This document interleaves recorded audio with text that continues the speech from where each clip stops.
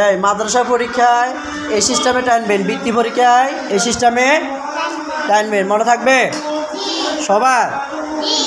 যে প্রথম ফেজ যেভাবে দাগ টানছেন এইভাবে প্রত্যেকটা ফেজ এই সিস্টেমে টানতে হবে পরীক্ষার সময়। কথা বুঝে আসছে নি?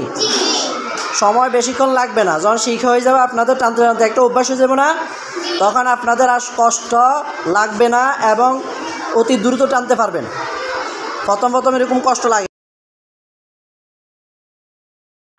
এই সিস্টেমে বক্স সারা জীবন প্রত্যেকটা পরীক্ষার সময়, প্রথম সাময়িক পরীক্ষা, হ্যাঁ, দ্বিতীয় সাময়িক পরীক্ষা, ফাইনাল পরীক্ষা, যে কোনো পরীক্ষার সময় এই সিস্টেমে কি করবেন, বক্স আকারে আপনারা লিখবেন। তাহলে লেখাগুলো দেখতে কি হবে, সুন্দর হবে। কি হবে, লেখাগুলো দেখতে সুন্দর হবে। কথা বুঝে আসছে নি? এটা কয়দিনের জন্য? এই কাজটা কয়দিনের জন্য? সারা জীবনের জন্য। বলা, এই কয়দিনের জন্য? এবং যে কোনো পরীক্ষা, আরবি, বাংলা, অঙ্ক, ইংরেজি, অঙ্ক হইলেও একই সিস্টেম, ইংরেজি হইলেও একই সিস্টেম। কথা কি বুঝছেন? মনে থাকবে সবার?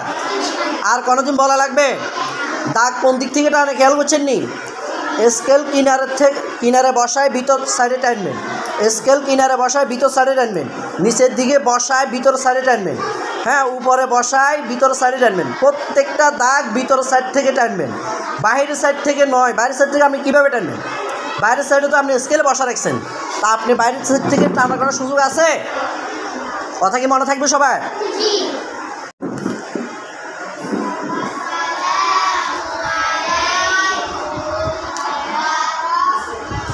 আজকে যে সিস্টেম দেখাইছি সারা জীবন এই সিস্টেমে পরীক্ষা দেওয়ার চেষ্টা করবা, ঠিক আছে?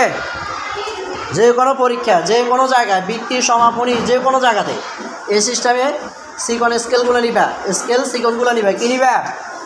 স্কেল কোনগুলা? চিকনগুলো। স্কেল কোনগুলা? চিকনগুলো নিবা। চিকনগুলো নিয়ে এই সিস্টেমে এক স্কেল পরিমাণ টানবেন।